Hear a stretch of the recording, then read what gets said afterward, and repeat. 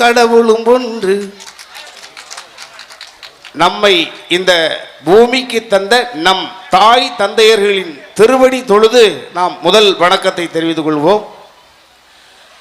ஊத்துக்குழி விநாயகர் சதுர்த்தியை முன்னிட்டு இந்த நிகழ்வு.